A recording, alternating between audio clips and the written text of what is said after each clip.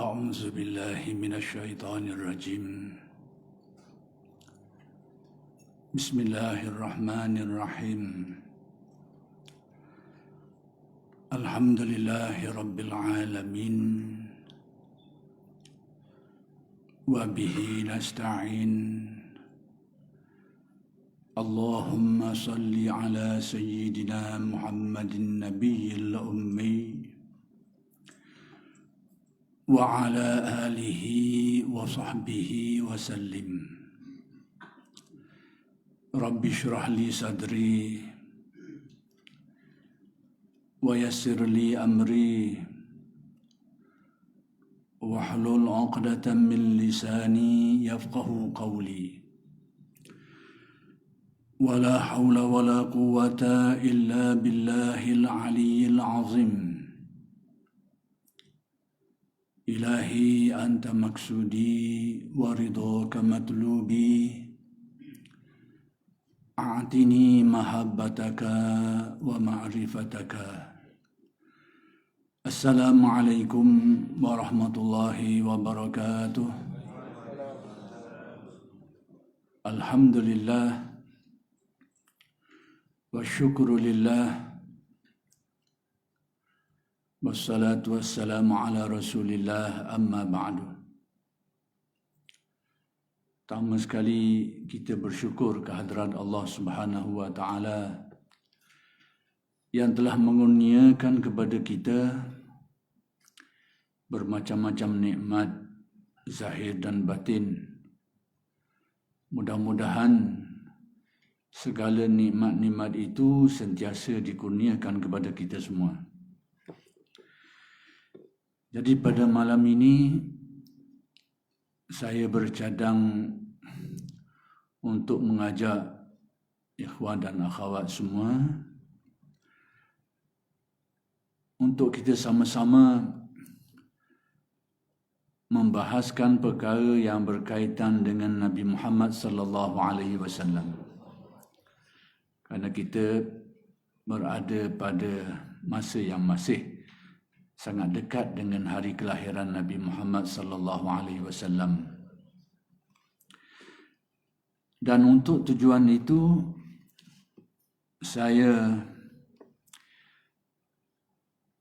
ingin menjadikan kitab yang ditulis oleh Syekh Sayyid Muhammad Ibn Alawi Al-Maliki, salah seorang ulama di Makkah Al-Mukarramah, almarhum yang telah meninggal dunia, antara ulama besar, ahli hadis, dan menjadi rujukan kepada umat Islam sedunia lah. Jadi beliau telah menulis banyak kitab, antaranya kitab berkaitan dengan Nabi Muhammad sallallahu alaihi wasallam ini dengan nama Al-Insan Al-Kamil. Jadi jangan bertukar dengan nama kitab yang dikarang oleh tokoh-tokoh lainlah. Nama Al-Insan Al-Kamil ini juga nama kitab yang ditulis oleh ulama-ulama lain. Antaranya Syamsul Karim Al-Jili yang sangat kontroversi itu. Jadi saya tak maksud kitab itulah. Jadi kitab Al-Insan Al-Kamil ini yang dikarang oleh Sayyid Muhammad Ibn Alawi Al-Maliki berkaitan dengan sirah ataupun tentang Nabi Muhammad sallallahu alaihi wasallam. Baik, sebelum itu ingin saya jelaskan tentang satu perkara, iaitu mengenai sambutan Maulidur Rasul. Maulid artinya hari kelahiran atau waktu kelahiran. Jadi orang Islam, umat Islam di banyak negara dari dulu sampai sekarang, banyak golongan di antara mereka ini apabila sampai waktunya sempurna kelahiran Nabi besar Muhammad sallallahu alaihi wasallam, sebahagian mereka itu ataupun beberapa golongan di antara mereka itu yang jumlahnya tidak sedikit, mereka mengadakan sambutan Maulidur Rasul. Jadi perkara yang perlu kita fahami baik-baik ialah apa yang mereka lakukan itu adalah merupakan satu program. Satu program yang dijalankan atau dilaksanakan oleh umat Islam. Saya nak tegaskan ini supaya tidak berlaku salah faham. Apabila ada segolongan di antara orang Islam hari ini cuba menggambarkan kepada masyarakat Islam seolahnya sebagai satu bentuk ibadah baru. Dan bila dilabelkan sebagai satu bentuk ibadah baru, lalu dikatakan ibadah ini benda yang tidak ada zaman Nabi, rizatnya, keputusannya dia ada perkara yang bid'ah yang dilarang. Itu yang saya nak terangkan. Bahawa kita kena kenal pasti dulu sesuatu perkara ni, sebelum kita nilai dia, sebelum kita jatuh hukum terhadapnya dan sebagainya, kita biar jelas dulu perkara itu. Kenal pasti dulu sesuatu perkara. Hari ini banyak berlaku perkara seseorang atau sekumpulan orang menilai sesuatu dan menjatuhkan hukum ke atasnya atas perkara yang dia sendiri tak berapa faham tentang perkara itu. Ataupun dia memiliki kefahaman yang lain daripada perkara-perkara yang melibatkan golongan-golongan tertentu. Dan ini satu sikap yang sangat salah. Bila kita nak menilai sesuatu, nak menghukum sesuatu, perkara pertama sekali kena kenal pasti perkara itu tu. Biar jelas dulu apa sebenarnya perkara itu. Setelah itu barulah kita nak menilai. Nak menghukum ke, nak menilai ke, kau andalah. Tapi yang penting kena kenal pasti dulu perkara yang sebenarnya. Cuma seperti yang saya katakan, antara punca masalah yang menimbulkan perbezaan faham, bahkan membawa sampai ke tahap perbalahan, pertikaian dalam kalangan masyarakat orang Islam hari ini, antara puncanya saya nampak tak berlaku ataupun tak berapa clear dalam bab mengenal pasti masalah tu. Masalah tu tidak difahami seperti yang sebenarnya. Lalu dihukum, berarti hukuman tu salah. Sebab perkara tu tak seperti itu kita hukum. Contohnya ada satu perkara, kita memahami perkara itu menurut kita, bukan menurut perkara orang yang berkaitan dengan dia tu. Jadi bila kita hukum sesuatu itu berdasarkan kefahaman kita, betul lah hukuman tu, tapi perkara itu tak betul macam tu. Contohnya macam tu lah. Jadi tahlil atau mengenal pasti itu, masalah sebenarnya apa benda perkara itu pelangkah pertama yang perlu kita jelas dulu. Sebelum kita nilai dia, sebelum kita hukum dia. Tapi kalau kita perkara itu sendiri kita tak jelas, kita sendiri pun tak berapa jelas tentang perkara itu, ataupun kita faham menurut kita, tidak menurut perkara itu berkait dengan orang yang memaksudkannya itu, lalu kita jatuhkan hukum, memang salah lah. Betul hukuman kita tu, tapi atas perkara yang salah. Sebab kita tak faham molek benda tu. Isu sebenarnya kita tak jelas.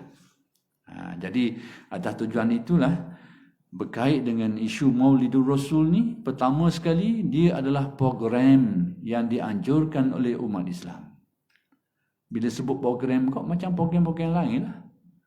Program-program yang dibuat, program ceramah, program tilawah Al-Quran, seperti itulah. Satu program yang dianjurkan oleh umat Islam sempena dengan kelahiran Nabi Muhammad SAW. Dia bukan satu bentuk ibadah baru. Dia bukan satu bentuk amalan baru, tidak. Jadi bila ada golongan yang melabelkannya sebagai bid'ah, dia tengok ini sebagai satu bentuk ibadah, sebagai satu bentuk amalan baru yang dibuat. Dan memang tak ada lah amalan seperti itu di zaman Nabi. Cuma kita kena faham dulu perkara ini sebenarnya dia adalah program yang dianjurkan oleh umat Islam. Dan program itu berbeza-beza lah. Ada yang mengisinya dengan cara berkuliah tentang pribadi Nabi Muhammad, tentang kelahiran Nabi Muhammad SAW dan sebagainya. Ada yang menyambutnya dengan cara baca kitab berzanji, dibai. Ada yang membuat majlis-majlis lain. Jadi cara berbeza-beza. Sebab apa? Kerana dia adalah merupakan satu sambutan dan menurut orang yang menyambutnya. Atas dia nak buat ni. ada yang berkumpul beramai-ramai lalu mengkisahkan tentang Nabi Muhammad sallallahu alaihi wasallam, kemudian mereka berselawat beramai-ramai. Ada juga yang buat begitu. Jadi sebab apa? Kerana dia adalah program yang dianjurkan oleh umat Islam. Maka dia tidak berkait dengan masalah bid'ah atau tidak bid'ah. Kerana dia bukan satu bentuk amalan, dia bukan satu bentuk ibadah yang baru yang dibuat. Itu perkara yang perlu kita jelaslah. Baik, kemudian saya terus kepada perkara-perkara yang nak menjelaskan tentang diri Nabi ini. Antara tujuan utama saya berhasrat untuk kita sama-sama berkongsi, untuk kita sama-sama mendengar dan memerhatikan perkara ini, ada beberapa perkara.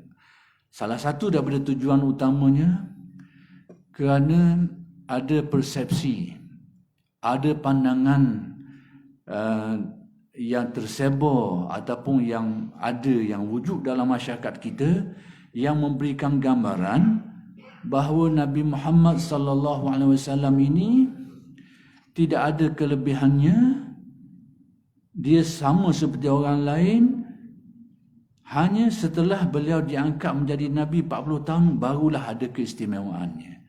Jadi pandangan seperti ini pada sudut pandangan saya kurang tepatlah.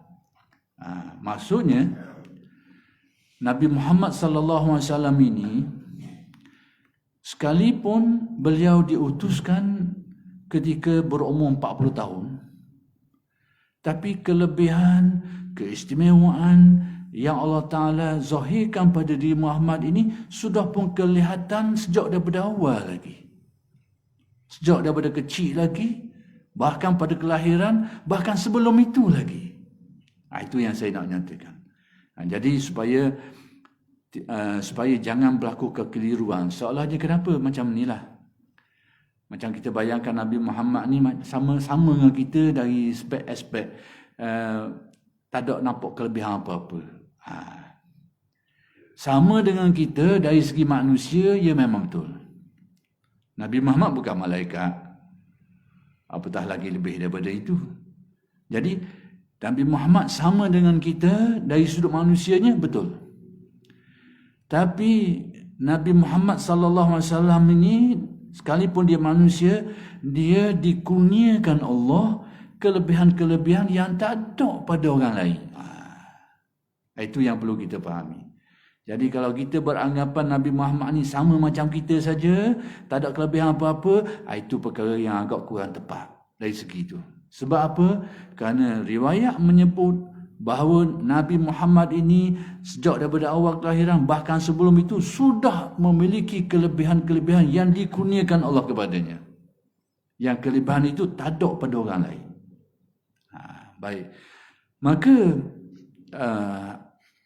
baik, saya nak beri sikit lagi tentang memang Nabi Muhammad ini manusia. Manusia dengan kita sama dari segi taraf kemanusiaannya. Dari segi itu memang tidak ada bezanya. Sama dari segi taraf kemanusiaan. Innama ana basyarum mislukum yuha ilayya.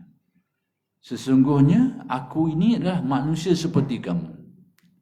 Jadi dari segi manusia memang Nabi Muhammad manusia. Makhluk dan jenis manusia seperti kita dari segi ini. Tapi kita kena lihat dari aspek-aspek yang lain secara umum dulu sebelum saya perincikan yang disebut dalam kitab ini. Salah satunya adalah apa yang diriwayatkan. Riwayat ini berkait dengan apa yang Nabi buat, iaitu Nabi melaksanakan satu bentuk ibadah puasa yang disebut sebagai wisal. Wisal ni puasa sambung-menyambung tak buka-buka beberapa hari. Kita ni tidak disuruh, bahkan dilarang. Kita berpuasa, kita kena buka. Walaupun dengan seteguk air. Walaupun dengan apa. Maksudnya puasa dan berbuka. Tapi Nabi melaksanakan wisal ini beberapa hari tak buka sikit.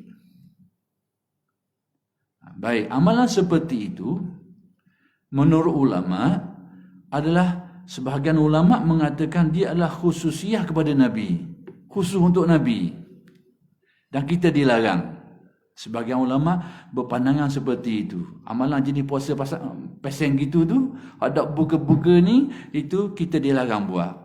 Tapi Nabi buat macam mana? Itu khususiah untuk Nabi.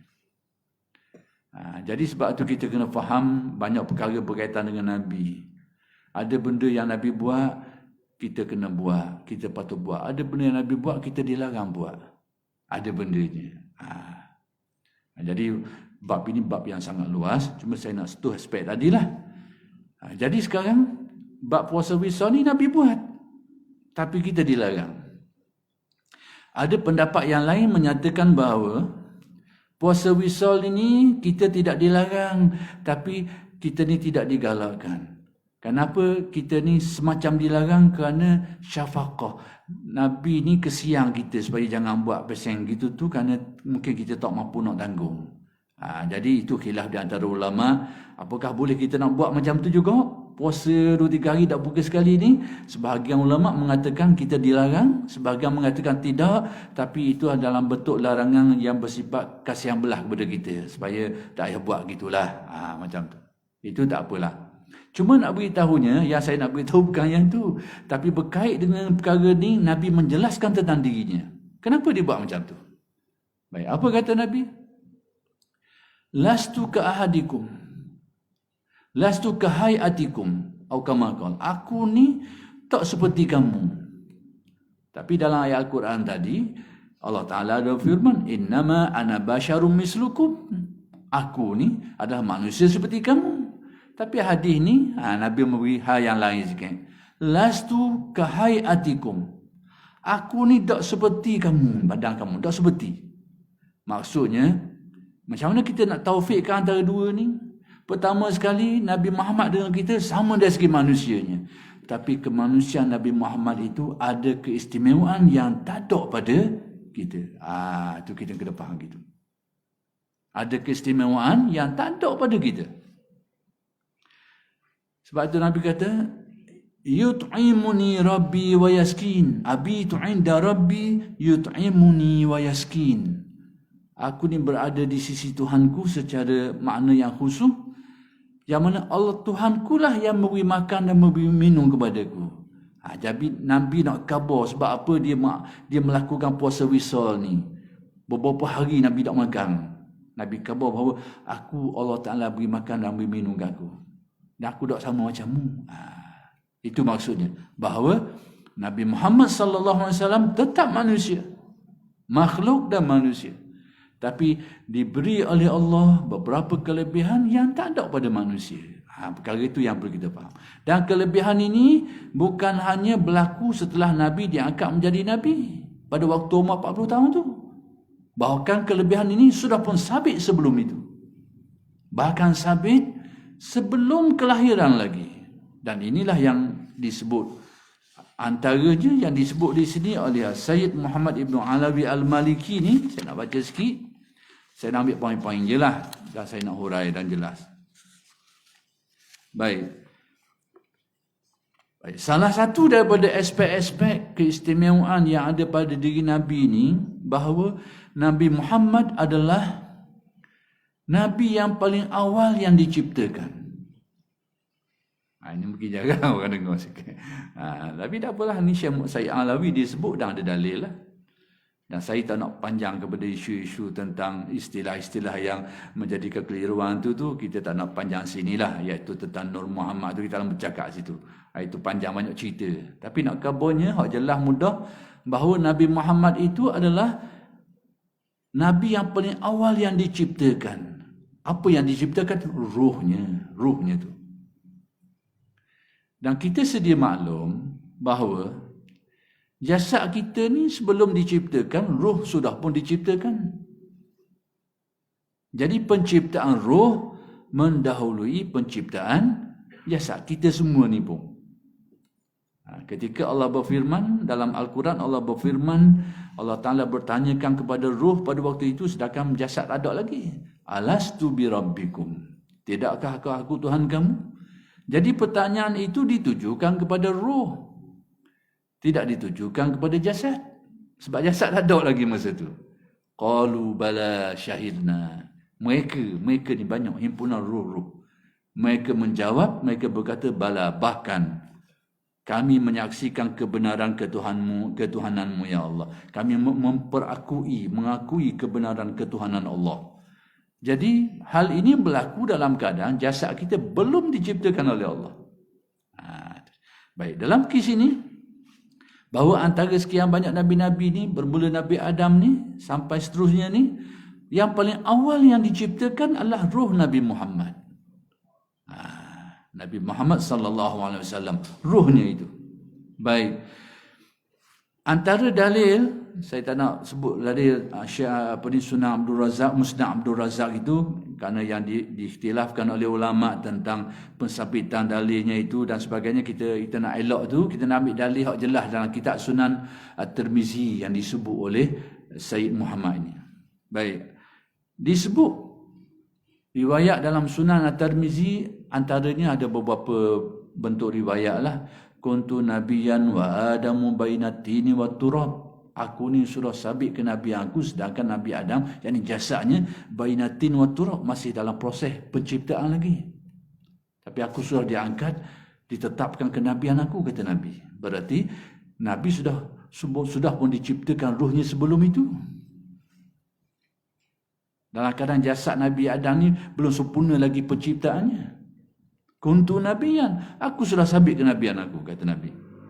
Ada riwayat lain sebut, kuntu nabiyan wa adamu munjadilun fi tinati. Aku sudah sabit kenabian aku, sedangkan Nabi Adam itu masih lagi dalam proses penciptaannya. Lebih kurang juga maknanya. Tapi ayat hadis tu, kalimat hadis tu yang berbeza-beza.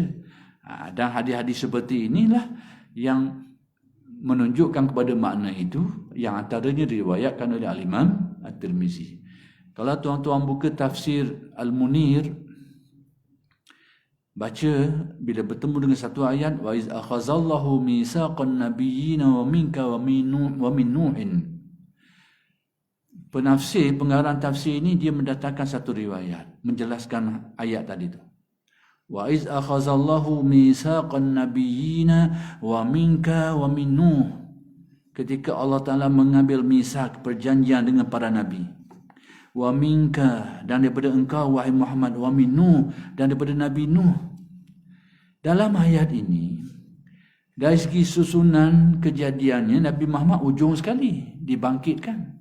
Tapi dalam ayat ini didahulukan, wa minka, engkau di sini kembali kepada Nabi Muhammad. Wa min Nuh, dan daripada Nabi Nuh. Sedangkan Nabi Nuh ini dari segi susunan dibangkitkan menjadi Rasul jauh mendahului Nabi Muhammad. Tapi dalam ayat ini didahulukan Nabi Muhammad, kemudian Nabi Nuh dan sebagainya. Baik, menurut pengarang tafsir ini, dia bawa satu riwayat hadis yang menyatakan bahawa kuntu awwalahum fil khalqi wa akhirahum fil ba'si. Aku adalah orang pertama yang lebih awal yang diciptakan, tapi yang paling akhir sekali diutuskan menjadi Nabi. Itu nak khabarnya. Jadi jangan salah fahamlah, nak khabarnya bahawa roh Nabi Muhammad itu berbanding Nabi-Nabi yang lain mendahului dari segi penciptaan. Tapi dari segi diutuskan, dibangkitkan menjadi Rasul, Nabi Adam paling awal. Dan berakhir dengan Nabi Muhammad. Sebab itu, Nabi Adam disebut Abul Bashar. Abul Bashar ini, kalau kita tengok, bapa kepada manusia. Manusia yang berjasad ni lah. Bapa, maksudnya punca. Abul Bashar. Tapi Nabi Muhammad disebut Abul Arwah. Bapa kepada roh-roh.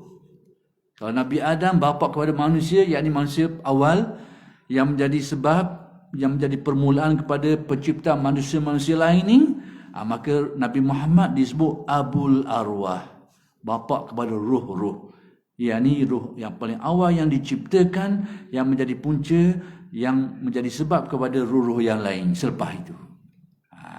Ini perkara ni kita biasa dengar orang tua-tua dulu sebut, tapi kita mungkin tak faham masa tu.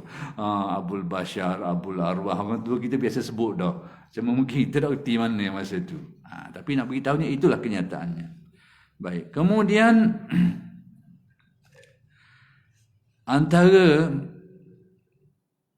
perkara-perkara yang Allah Ta'ala perlihatkan kepada Nabi Muhammad sallallahu alaihi wasallam yang memperlihatkan kemuliaannya, iaitu ketika Nabi Muhammad sallallahu alaihi wasallam dilahirkan, ketika Nabi Muhammad itu dilahirkan, ibu baginda sallallahu alaihi wasallam ni, iaitu Aminah itu, dia melihat satu cahaya yang keluar dan menerangi istana Syam di Syria. Syam ni Syria hari ni lah. Kadang Syam zaman dulu. Jadi perkara ni berlaku secara nyata. Kalau kita baca kitab Barzanji, kita akan temui rangkap-rangkap syair ataupun nasar, ayat-ayat sastra yang disebut dalam itu yang menyatakan salah satunya perkara ni, iaitu mak Nabi ni nampak keluarnya cahaya tu secara nyata, secara fizik. Dan ada beberapa hal lain yang berlaku. Antaranya dikatakan bahawa bintang-bintang mendekati. Macam mana kita tahu? Malam hak dia lahir itu jadi cerah. Malam kelahiran Nabi Muhammad itu cerah. Itu yang disebut dalam kitab Barzanji. Jadi semua perkara-perkara ini antara hal-hal yang luar biasa yang Allah Ta'ala zahirkan untuk memperlihatkan kemuliaan Nabi Muhammad sallallahu alaihi wasallam. Dan sedia maklum, kita ni sedia maklum bahawa Nabi Muhammad ini dilahirkan dalam keadaan yatim, bapaknya sudah meninggal dunia. Jadi pada waktu Nabi lahirkan, bapaknya sudah meninggal dunia, dan tak lama lepas tu mak dia pula, Aminah pula meninggal dunia. Baik, antara isu, sementara saya ingat, mari tak mau cakap ni, tapi topik dia mari dah apalah, sebut lalu lah. Baik, antara isu yang dibangkitkan setengah orang sebenarnya tak perlu pun isu ni, dah tak ada. Dari segi pada kita ni tak perlu, bukanlah satu ayat yang mendorong kita kepada sesuatu, mengamalkan sesuatu, tak ada, cuma kenyataan. Tapi kenyataan ni bila masing-masing duduk bertekuk jadi baloh lah. Isunya apa? Iaitu dibincangkan tentang isu status ibu bapa Nabi Muhammad ni. Apakah dia ni dalam syurga atau dalam neraka? Jadi kita ni kalau bincang waktu tak ada guna mana kau. Tapi bila dibincangkan ada hal lah. Baik, macam mana pendirian Ahlus Sunnah dalam perkara ni? Al-Imam Jalaluddin As-Sayuti dia tulis satu kitab khas membahaskan isu ni. Yang kesimpulannya bahawa kedua ibu bapa Nabi Muhammad ini dalam syurga. Dia ada tulis satu kitab khas untuk membahaskan isu ini. Cuma ada beberapa golongan, segolongan orang tertentu yang mengatakan sebaliknya. Dia kata apa? Dia kata kedua ibu bapa Nabi ni dalam neraka. Dan mereka kata ni ada riwayat hadis yang menyebut. Cuma kepahaman tu mungkin dia menjadi pertikaian. Bila ada seseorang tu bersedih jumpa Nabi tentang kematian orang tuanya itu tidak dalam keadaan Islam, Nabi pun menyatakan mak ayahku pun gitu juga, lebih kurang maknanya gitulah. Jadi daripada kenyataan Nabi itulah dipegang oleh golongan ini bahawa kedua ibu bapa Nabi ni dalam neraka. Kita kalau ya pun kalau orang kata mak ayah kita neraka, memang kita marah. Memang kita marah. Mak ayah muda neraka, memang kita tumbuk ya. Kita takkan marah. Maksudnya main gurang mak ayah ni. Nak khabar kita dengan mak ayah kita macam tu. Lalu dengan Nabi pun macam tu jugalah. Jadi perkara ni sepatutnya tak perlu. Tapi oleh kerana dibangkitkan oleh setengah orang, saya nak jelaskan. Pertama sekali tadi, bahawa pegangan Ahlus Sunnah dalam perkara ni, bahawa kelompok Ahlus Sunnah wal Jamaah dalam perkara ni memegang prinsip bahawa kedua ibu bapa Nabi ni dalam syurga. Atas dasar apa? Pertama sekali, Paling asas sekali ialah kedua ibu bapa Nabi ni ahlul fatrah. Di dalam Al-Quran disebut, wa ma kunna mu'azzibina hatta nab'asa rasula. Kami tidak akan mengazab sesuatu kaum itu atau seseorang itu sehingga kami hantar dulu Rasul yang menyampaikannya. Berarti, sesiapa yang tidak sampai seruan dan dia mati dalam apa juga keadaan pun, dia diberi kemaafan. Tak sampai seruan dakwah ke dia. Seruan tentang agama Islam ni, tak sampai ke telinga dia. Tak sampai ke pengetahuan dia. Sekalipun dia animisme ke apa ke, tak kisahlah. Tapi tak pernah sampai sekali pun, sikit pun tentang ajaran Islam ke dia ni. Dan dia mati dalam keadaan itu, dia dianggap ahlul fatrah. Ahlul fatrah ni diberi kemaafan. Itu prinsip yang dipegang dalam Ahlus Sunnah wal Jamaah. Ahlul fatrah ni tak sampai seruang. Kerana dalam pegangan Ahlus Sunnah ni syarat dalam perkara ni kena sampai seruang dia. Sama ada direct daripada para Nabi dan Rasul ataupun utusan-utusan atau para ulama, tak kisahlah. Tapi penting sampai ke dia. Dan perkara ini berlaku sampai zaman sekarang. Sekiranya ada seseorang yang duduk dalam gua, dia tak capung orang langsung. Dia duduk dalam satu gua tu, makan minum, dia tak pernah jumpa orang, tak pernah dengar tentang Islam, dan dia mati dalam keadaan itu, dia juga dianggap sebagai ahlul fatrah. Itu prinsip yang dipegang dalam Ahlus Sunnah wal Jamaah. Kerana berdasarkan ayat tadilah, wa ma kunna mu'azzibina hatta nab'asa rasula. Kami tidak akan mengazab satu kaum tu sehingga kami utuskan rasul dulu. Berbeza dengan faham Mu'tazilah. Ni mungkin orang yang pegang lain ni kadang-kadang tanpa sedar terpengaruh guna faham Mu'tazilah lah. Mu'tazilah dia kata tidak disyaratkan sampai seruang. Kalau dia ada akal, dia tak memikir tentang kewujudan Tuhan tu, dia mati dalam keadaan kafir, dia azab. Jadi yang ini ni yang saya katakan yang kediam tadi itu adalah pemikiran Mu'tazilah, bukan pemikiran Ahlus Sunnah wal Jamaah. Jadi menurut Mu'tazilah, kalau seseorang tu duduk dalam hutan tak jumpa dengan orang tapi tidak beriman, sebab apa? Tak gunakan nak memikirkan tentang Tuhan dan sebagainya, dia mati gitu, dia mati kafir, dah masuk neraka. Menurut Mu'tazilah. Ahlus Sunnah tak pegang buat tu. Kan berdasarkan ayat tadilah, wa ma kunna mu'azzibina hatta nab'asa rasula. Baik, itu prinsip yang dipegang dalam Ahlus Sunnah. Bagaimana kedudukan kedua ibu bapa Nabi ni? Kita semua tahu bahawa zaman tu antara Nabi Muhammad dengan Nabi Isa ini lebih kurang 500 tahun. Lebih kurang 500 tahun. Lebih kurang jarak dia. Jadi zaman itu tu tidak ada Rasul. Tengah tu tak ada Rasul. Adalah beberapa kelompok orang yang berpegang dengan ajaran-ajaran Nasrani tu. Ahli kitab ada. Jadi ruang masa itu dikira sebagai zaman fatrah. Al-fatrah, zaman yang tak ada orang yang menyampaikan ajaran ni. Tak ada orang yang menyampaikan ajaran ni. Dia anggap alul fatrah. Jadi atas dasar itulah kedua ibu bapa Nabi tadi itu menurut faham Ahlus Sunnah ni dianggap sebagai dalam syurganya, diberi kemaafan kerana dia ni berada dalam tempoh masa ahlul fatrah. Yang ini golongan yang diberikan kemaafan kepada mereka ni. Lebih-lebih lagi bahawa dinyatakan bahawa ibu bapa Nabi ni tak terlibat dengan penyembahan berhala. Tak pernah terlibat dengan penyembahan berhala. Dilaporkan, diriwayatkan, dinyatakan tidak terlibat. Sekalipun orang-orang Arab zaman tu ramai yang terlibat dengan penyembahan berhala, termasuklah Sayyidina Umar sebelum Islamnya.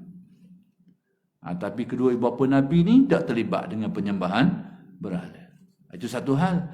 Dan ada pula riwayat yang dinukilkan, yang diriwayatkan oleh setengah perawi-perawi ni, setengah ulama-ulama hadis ni meriwayatkan hadis yang menyatakan bahawa ibu bapa Nabi ni dihidupkan seketika untuk menerima dakwah Nabi ni sebelum dimatikan kembali. Dikatakan ada riwayat yang menyebut begitu. Wallahu alam. Tapi hak kuatnya, hak asasnya bahawa ibu bapa Nabi ni ahlul fatrah. Dan menurut kaedah Ahlus Sunnah wal Jamaah, ahlul fatrah ni diberi kemaafan. Itu yang dipegang. Tapi kalau ada orang nak pegang bahawa atas kenyataan tadi tu Nabi nak menghiburkan hati orang yang bersedih kerana ayah yang mati kufur tu, Nabi kata mak ayahku pun gitu juga, nak pegang atas dasar tu lalu nak menyatakan ibu bapa Nabi dalam neraka, kau anda lah. Tapi nak beritahu pegangan Ahlus Sunnah dalam perkara ni, kedua ibu bapa Nabi tu adalah ahli syurga. Dan Al-Imam Jalaluddin Sayuti seperti yang saya kata menulis kitab khas membahaskan tentang perkara ni. Jadi kau anda lah nak pakai Imam Jalaluddin Sayuti ke ataupun nak pakai Imam Malizi. Kau anda lah. Imam Malizi ni ulama-ulama Malaysia lah. Dalam kita ni lebih haling. Dia molek kita ni lebih haling lagi daripada Imam Bukhari tu. Dia kena molek. Nak kata apa zaman ni? Imam Syafi'i, Imam Ghazali, kita ni haling lagi. Tuan-tuan, terserah pada tuan-tuan lah nak cari Imam Ghazali, Imam Syafi'i, kena cari Imam Malizi ni.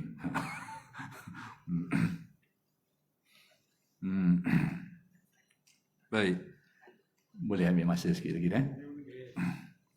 Baik, antara perkara-perkara yang berlaku yang memperlihatkan kelebihan Nabi Muhammad sallallahu alaihi wasallam ni, iaitu peristiwa pembelahan dada. Nabi dibelah dadanya. Paling kurang riwayat menyebut 2 kali berlaku pembedahan dada Nabi ni. Dibelah dadanya, lalu diambil bahagian hatinya itu dan dibuka dan dibuang bahagian hitam di dalam hatinya itu dan dibersihkan. Lalu dikembalikan. Ini berlaku secara fizik, secara nyata. Baik, kejadian seperti ini, dia adalah merupakan suatu yang nak menggambarkan suatu perkara, tapi digambarkan secara nyata. Dia bukanlah satu suruhan kepada kita, iaitu bukan satu bentuk ajaran bahawa kita ni kalau nak jadi baik, buat operation. Operation jantung, seduk darah hitam, jadi baik. Bukan. Ini bukan pasien tu. Jadi kalau gitu nanti, mana-mana awak dajal-dajal tu, dia atau operation. Baik lepas tu. Jadi molek lalu. Bukan. Itu bukan tujuan seperti itu. Jadi ini adalah suatu taswir, nak menggambarkan sesuatu perkara tapi digambarkan secara nyata. Supaya apa? Supaya kita nampak jelas dan terang. Yang nak diberitahu bahawa Nabi Muhammad, Nabi yang sudah dibersih, dimurnikan jiwa raganya. Tak ada bahagian kotor sikit pun. Tak ada bahagian kotor, bersih. Tidak ada pengaruh-pengaruh yang buruk sedikit pun. Lalu nak tunjuk macam mana? Allah Ta'ala tunjukkan dalam peristiwa pembelahan dada ni secara nyata. Tapi yang nak diberitahu tadi tu, dibersihkan Allah sehingga tak ada keburukan langsung pun. Sikit pun tak ada buruknya tu. Baik. Antara kali-kali yang berlaku, beberapa kali riwayat menyebut, salah satunya berlaku ketika Nabi berada di perkampungan Halimatus Sa'diyah. Menjadi tradisi orang Arab ni, mereka menghantar anak-anak yang baru dilahirkan ni, yang kecil-kecil itu, atau kampung, tujuan untuk supaya budaya asli Arab tu terbina di kampung. Sebab bandar ni kawasan kacau sikit. Suasana kehidupan masyarakat ni sudah terganggu banyak. Bahasa rosak, adat resam rosak. Jadi tradisi orang Arab ni nak jaga keaslian budaya Arab, tradisi dia tu, bahasa dia tu, dia atas kampung. Dan perkara yang sama berlaku kepada Nabi Muhammad sallallahu alaihi wasallam. Jadi Nabi telah dihantar ke perkampungan Halimatus Sa'diyah. Dihantar ke perkampungan itu untuk tujuan itu. Baik. Apa yang berlaku di situ? Ada beberapa perkara yang berlaku yang saya nak sebut. Pertama sekali, dengan kehadiran Nabi di tempat itu, yang pada waktu itu kawasan kawasan perkampungan Halimatus Sa'diyah ni kering kontan. Kemarau. Kering. Tapi tiba-tiba jadi subur dan menghijau. Apa artinya? Itulah yang dikatakan berkat. Barakah. Ada keberkatan. Dan kita boleh ambil berkat. Sebab apa saya sebut ni, hari ni timbul pemikiran tak boleh ambil berkat ni, syirik belaka. Hari ni timbul kita dengar. Kakang syirik. Jadi ciri sudah. Sikit-sikit syirik, sikit-sikit syirik. Ini Nabi tahu bahawa tabarruk ni mengambil berkat dengan sesuatu yang sabit keberkatannya tu boleh. Jadi Nabi pergi ke perkampungan Halimatus Sa'diyah dengan kehadiran Nabi, riwayat menyebut, kitab-kitab sirah menyebut, kampung tu yang asalnya kekotang tiba-tiba saja jadi menghijau subur kerana keberkatan Nabi Muhammad sallallahu alaihi wasallam. Baik, jadi timbul isu keberkatan di sini. Saya nak beri satu cerita, kisah sikit. Sebab tadilah ada pemikiran hari ni cepat dah lalu, kekak syirik. Nak buat gitu pun syirik. Yalah, benda yang syirik lah. Tapi benda yang ada asas, yang ada dalil, kena tengoklah boleh ke tak. Tapi nak kabarnya antara sekelompok kita hari ni, antara perkara yang mereka syirikkan, proses mengambil berkat ni. Tabarruk panggil. Baik, saya nak beri contoh. Kita baca hadis tentang ada orang yang diseksa dalam kubur. Nabi bila lalu satu perkuburan Madinah, Nabi dengar orang yang dalam kubur tu sedang diseksa. Apa yang Nabi buat? Nabi ambil pelepah tamu. Pelepah yang muda lagi tu. Nabi upih, Nabi pacok atas kubur. Nabi kata, mudah-mudahan dia akan meringankan. Asa an yukhafifa anhuma azabahuma. Dua orang dalam kubur ni sedang diazab. Satunya, kerana salah satu di antara mereka ni, dia buang air tapi basuh tak cuci molek. Basuh tak cuci. Istinja tak betul lah, tak cuci lah. Salah seorangnya lah. Tapi dia terazab dalam kubur. Nabi ambil pelepah tamu ni, nak khabar ini salah satu bentuk apa yang disebut sebagai tabarruk tadi. Nabi pacang yang segor lagi tu atas kubur Nabi. Apa Nabi kata? Asa an yukhaffifa anhuma azabahuma. Mudah-mudahan dia akan meringankan azab orang ini. Jadi apa yang Nabi buat tu bukan atas dasar sangka-sangka. Apa yang Nabi buat tu adalah sesuatu yang jelas. Baik, atas dasar apa? Kerana kita tahu wa in min syai'in illa yusabbihu bihamdih. Tidak ada sesuatu pun kecuali bertasbih memuji Allah. Maka pokok-pokok ni pun ada tasbih dia. Ada solat dia, ada ibadah tasbih dia, bahasa yang kita tak faham. Maka di situ dah dia ada unsur tabarruk. Jadi perbuatan Nabi itu tu dengan memacokkan pelepah tamu atas kubur tu, itu sejenis tabarruk. Dengan berkat dia mudah-mudahan ringanlah azab orang yang sedang terazab. Itu maksud tabarruk. Jadi jangan kata syirik lah. Nabi ada buat gini. Baik, contoh lain. Ini saya sebut sangat ni sebab hari ni timbul sangat benda-benda gini. Sikit-sikit syirik. Baik, saya nak beri contoh sekali lagi.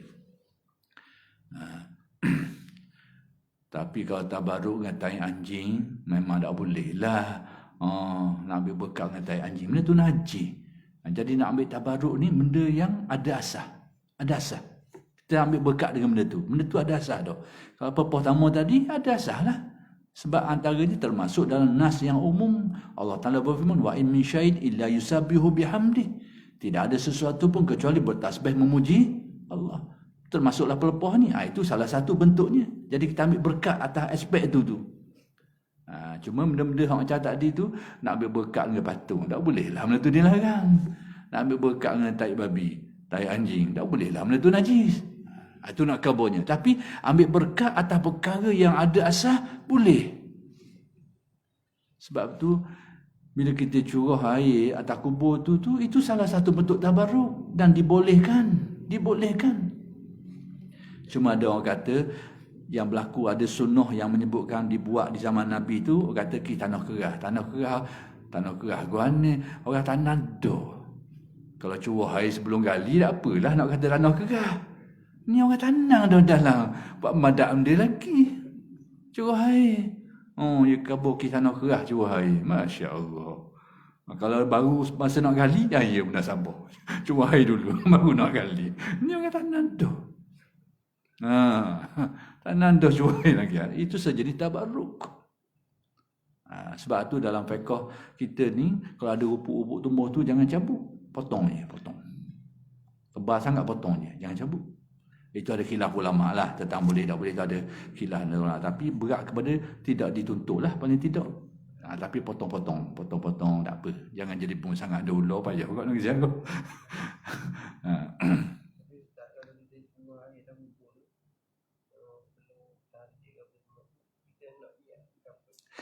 Berkat atas makna umum tadi, wa in min syai'in illa yusabbihu bihamdi. Tak ada sesuatu pun kecuali dia bertasbih.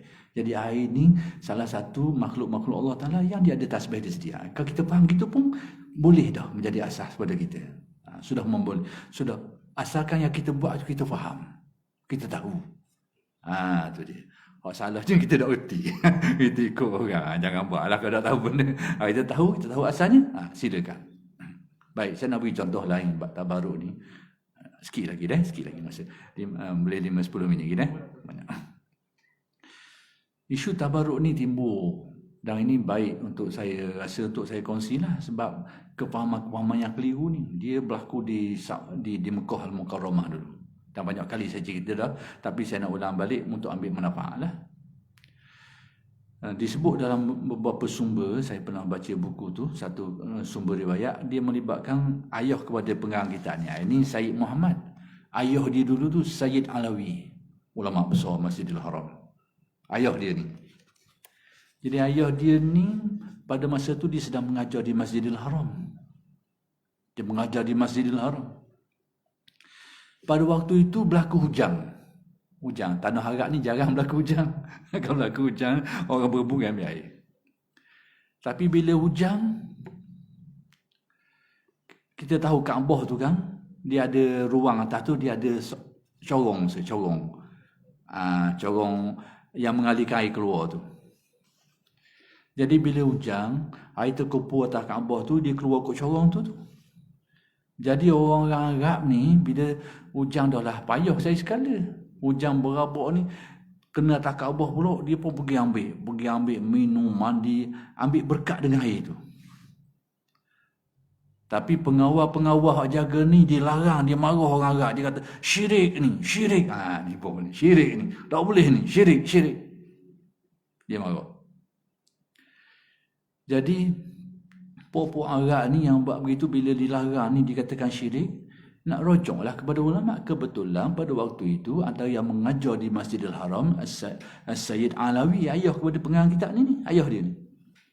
Ulama besar yang mengajar di Mekah dulu, dia ada halaqah ilmu, dia ada tiang tu, tok guru duduk situ, murid-murid duduk keliling. Pergi halaqah zaman dulu, mengaji zaman dulu. Tapi dalam Masjidil Haram banyak. Ada seorang tok guru duduk sini keliling murid. Situ pula ada seorang lagi keliling murid dia. Itu style lama mengaji. Jadi salah seorang yang mengajar masa tu Sayyid Alawi ni. Jadi puak-puak Arab ni mari pergi jumpa dia.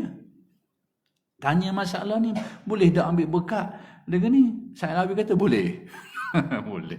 Puak-puak Arab ni pergi ambil semula. Pergi ambil air. Jadi pengawal ni marahlah larang tak boleh syirik.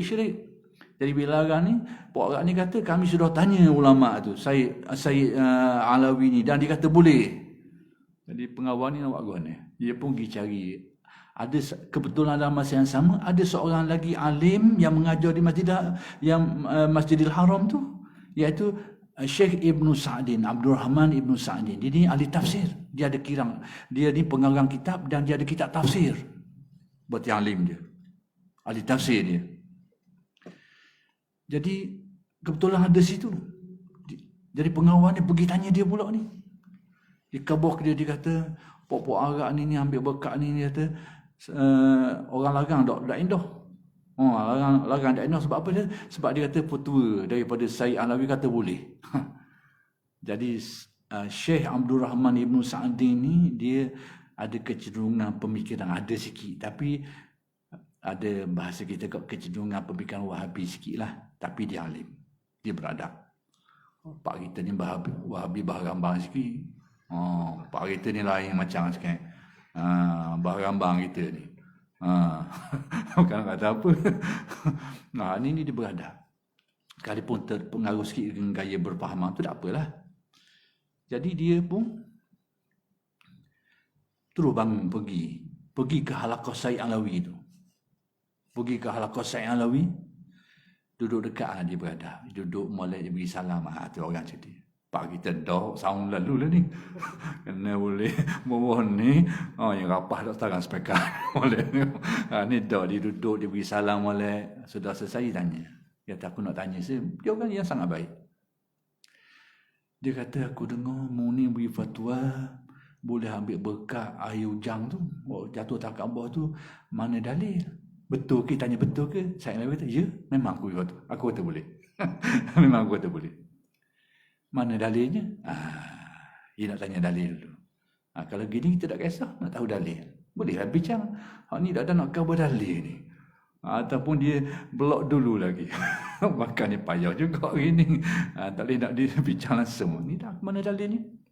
Kata Said Alawi, di dalam Al-Quran paling kurang ada 2 dalil yang menyebut dalam perkara ini. Pertama sekali tentang air hujan. Wa anzalna minas sama'i ma'an mubarakan. Kami turunkan dari langit air yang mubarakan, diberkati. Itu dengan nas Al-Quran. Mubarakan, diberkati, berkat. Al-Quran yang sebut secara nyata. Satu, air hujan yang turun.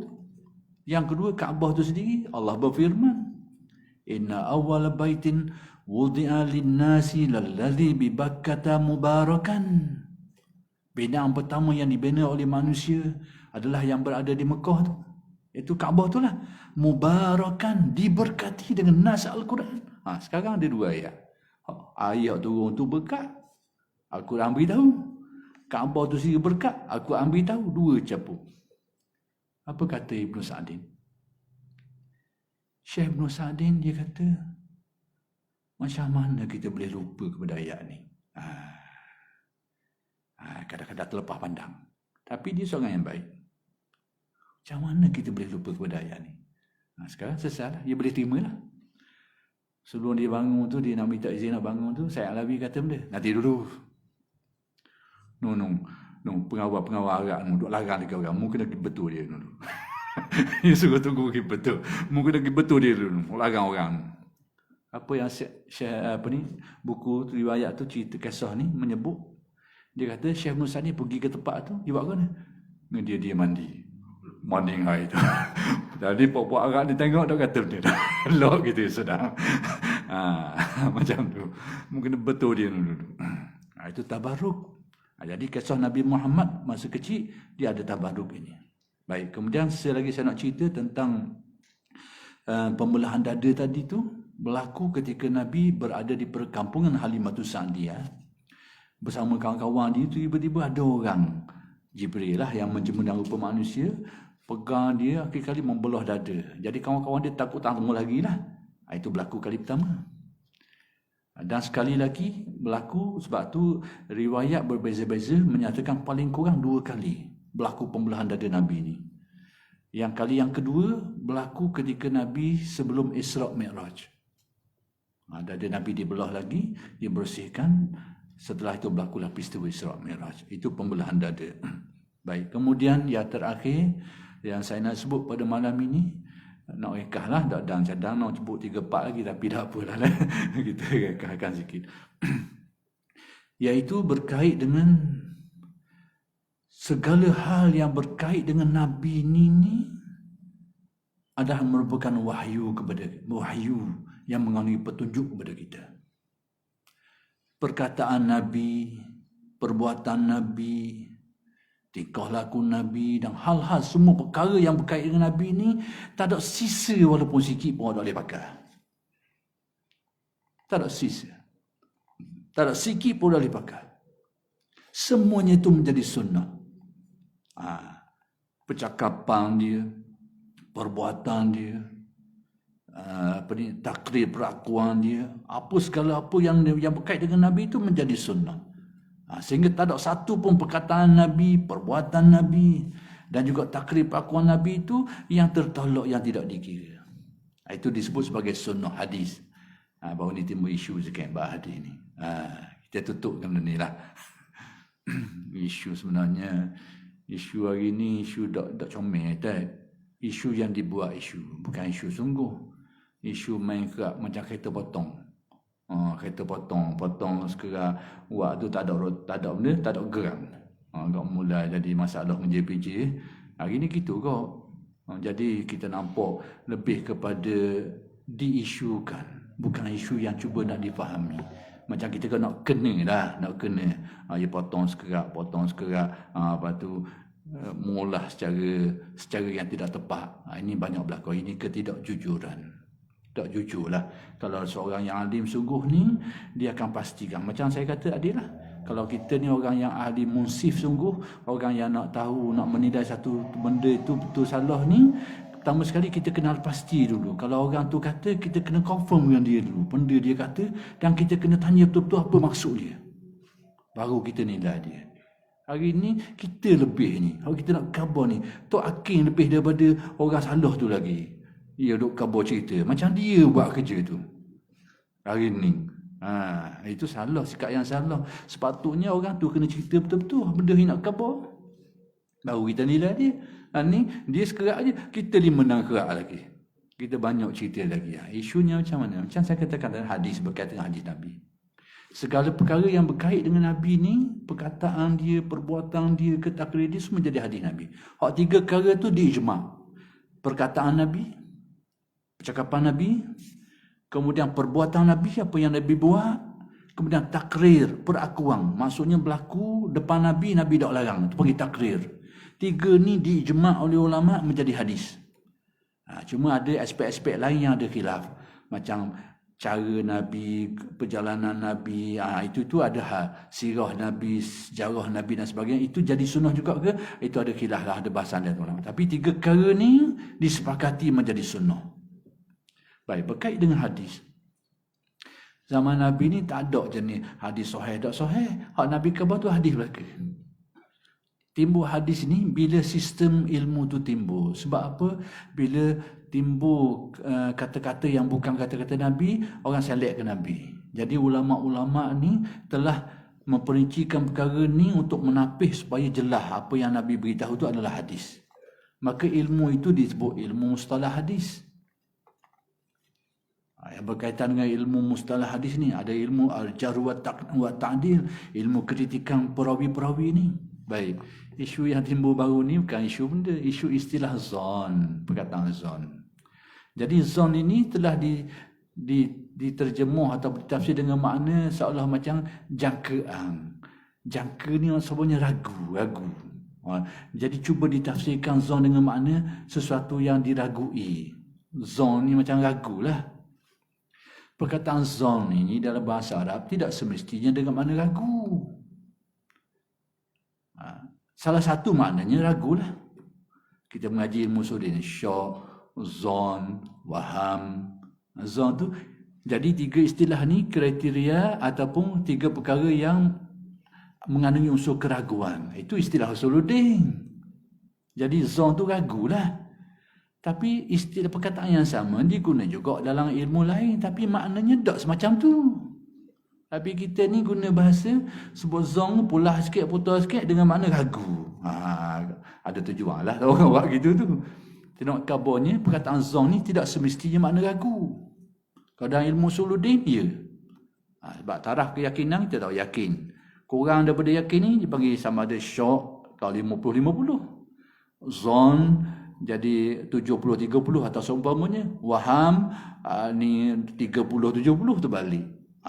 Jadi zon ni keraguan tapi ke arah yakin tapi ada ragunya tu. Itu dalam istilah usuluddin. Ada mana ragu lah. Tapi perkataan zon ini, nak cover perkataan dulu sebelum gibat hadis ni lah. Perkataan dulu. Kadang-kadang digunakan dengan makna keyakinan. Baik, di dalam hadis Nabi ada sebut. Hadis kursi. Ana inda zanni abdi bi. Aku, kata Allah, hadis kursi, menurut zon hamba-Ku terhadap aku. Kalau kita terjemah, aku ni berdasarkan keraguan hamba-Ku terhadap aku. Padahal, aku, kata Allah Ta'ala, menurut keraguan. Keraguan tu tolaklah ludah dalam bab akidah. Jadi zon dalam hadis ni dengan mana? Aku menurut kefahaman atau keyakinan hamba-Ku terhadap aku. Yang ni Allah Ta'ala melayani kita ni menurut kadar kefahaman, keyakinan kita terhadapnya. Kalau kuat keyakinan, ada cara bagaimana Allah Ta'ala melayani kita. Kalau kita lemah sikit, ada caranya yang sesuai. Jadi zon dalam hadis ni dengan mana keyakinan. Bukan dengan mana ragu. Ini dari segi zon, perkataan zon tu dulu. Jadi nak kabarnya, zon ini dari segi istilah ada kalanya dengan makna ragu, ada makna gitu. Ada kalanya dengan makna lain. Kemudian zon ni dalam istilah ilmu ni makna lain, istilah ilmu ni makna lain pula. Baik, penutupnya nak balik kepada hadis lah. Bagaimana istilah zon ini berkait dengan hadis Nabi. Jadi, ulama menggunakan istilah zon dalam hadis ni dari segi nak menilai perawi tu, perawi yang meriwayatkan hadis tu. Sehingga timbulnya hadis sahih, hadis hasan, hadis dhaif, hadis mutawatir, hadis ahad tu sebab apa ni? Kerana timbulnya tahap keyakinan tu, tahap keyakinan dok sama tu. Bila kuat dia jadi mutawatir. Dia kurang jadi ahad, orang panggil. Ataupun kita tengok pembagian lain, hak kuat, lebih kuat sikit, hadis sahih. Kurang jadi hasan, kurang lagi jadi dhaif. Itu adalah nak menyatakan bagaimana keyakinan kita tu terhadap perawi yang meriwayatkan tu, meriwayatkan hadis tu. Jadi di situ timbul istilah zon. Zon ni bukan berarti sangka-sangka. Nisbah kepada kekuatan kepercayaan kita tu. Jadi sebab itu dalam istilah ilmu hadis disebut qat'iyatus subut. Ini istilah ulama hadis. Ada kala yang disebut zonniyatus subut. Apa artinya? Qat'i subut ni iaitu periwayatan yang memang sangat meyakinkan. Sangat meyakinkan. Sehingga akal, ni balik pada hukum akal lah. Sehingga akal menetapkan memang tak ada kemungkinan lah. Dari segi hukum akal tak ada kemungkinan berlaku penipuan terhadap Nabi. Jadi yang ini melibatkan hadis yang mutawatir. Dia panggil qat'i. Qat'i ini pasti. Sangat pasti. Sebab apa? Sebab hadis itu diriwayatkan oleh ramai perawi dalam setiap lapisan tu. Sehingga akal kata tak sabah yang nawak. Sebab apa? Ramai doa tukang meriwayatkan kisah tu. Jadi kita kata tak sabah. Ramai sangat duk cerita ini. Daripada setiap generasi tu. Dengan jumlah yang ramai. Jadi orang sebut hadis mutawatir sebab apa? Sangat meyakinkan. Diriwayatkan jumlah yang ramai. Ada istilah yang disebut zonniyatus subut. Zonniyah ni nisbah keyakinan tidak sekuat tu. Bukan makna ragu. Tapi keyakinan tidak sekuat tadi tu. Ini istilah ulama hadis. Tidak sekuat tu. Bukan berarti ragu. Cuma dok kuat macam hak tadi tu. Kalau hak ramah sangat tu disebut qat'iyatus subut. Kurang sikit ni panggil zonniyatus subut. Inilah disebut sebagai hadis ahad. Perawi itu mungkin seorang, mungkin dua orang. Pada setiap lapisan tu dok ramai. Jadi, oleh kerana perawi ni cukup syarat, dobitnya, sikohnya dan sebagainya, kita tak ragu. Tapi keyakinan kita tu dok kuat seperti, tidak sekuat seperti hadis mutawatir tadi tu. Itu istilah ulama hadis. Jadi zon dia ni bukan berarti ragu-ragu, ya dok, bukan. Masalah keyakinan tidak sekuat yang tu. Itu maksudnya. Jadi istilah ulama hadis. Cuma isu ni hari ni ia timbul ni jadi cerita lain. Jadi meragu tak ada hadis pula. Isunya isu periwayatan je. Kuat tak kuat. Jadi zon dalam istilah ulama hadis ni nak kabarnya keyakinan yakin tapi tidak sekuat yang lebih kuat daripada tu. Tu panggil zon tu. Ada istilah lain mereka sebut iaitu itu dari segi periwayatan. Kemudian dari segi dilalah, dari segi makna pun ada istilah lain. Qat'iyatud dilalah. Kemudian ada istilah lain, zanniyatud dilalah. Apa maksudnya? Ayat ni, dilalah ni maknalah.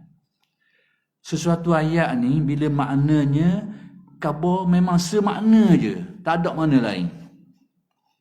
Contohnya, contoh dari khabar. Bila saya suruh gila makan nasi, orang tak faham benda lain dah, makna satu je, tak ada makna lain dah. Jadi dalam istilah ni orang panggil tu qat'iyatu ad-dilalah. Maknanya jelas, tak ada makna lain dah. Makna tu je. Pasti maknanya. Tak ada kemungkinan makna lain. Itu panggil qat'i, pasti, kuat, jelas. Tapi ada istilah dia panggil zanniyatu dilalah, zon. Contohnya ke mana? Saya kata dia ambil bunga emah tu. Dia ambil bunga emah orang tu. Perkataan tu banyak makna. So dia ambil bunga depan rumah dia boleh jadi ke? So dia mina anak dia pun jadi ke? Ayat tu kata. Esok mu dia ambil bunga emah tu. Makna je banyak. So dia ambil bunga sungguh. Kalau kita jadi betul-betul, dia ambil bunga depan rumah dia. Tapi kalau mikir, dia ambil apa? Mau kita berlambak dah. Jadi suruh tu makna lain. Ni suruh lain ni. Dia ambil bunga ni, suruh makna lain ni. Ada banyak makna. Jadi bila sesuatu ayat tu banyak makna, ulama hadis mengistilahkan dia sebagai zanniyatud dilalah. Makna je banyak. Jadi mana sehak pasti, maka yang mungkin berdasarkan tafsiran gitu gini, makna ni. Maksud anda yang maksudnya tidak seperti hak tadi tu, ayat tu semakna je. Bila semakna memang tidak diragukan lagi, memang itulah maksud dia. Tapi bila banyak makna, ada kemungkinan belaka ni. Jadi ulama ahli hadis mengistilahkannya sebagai zanniyatud dilalah. Jadi istilah zon dalam ilmu hadis ni bukan masuk ragu-ragu yedok.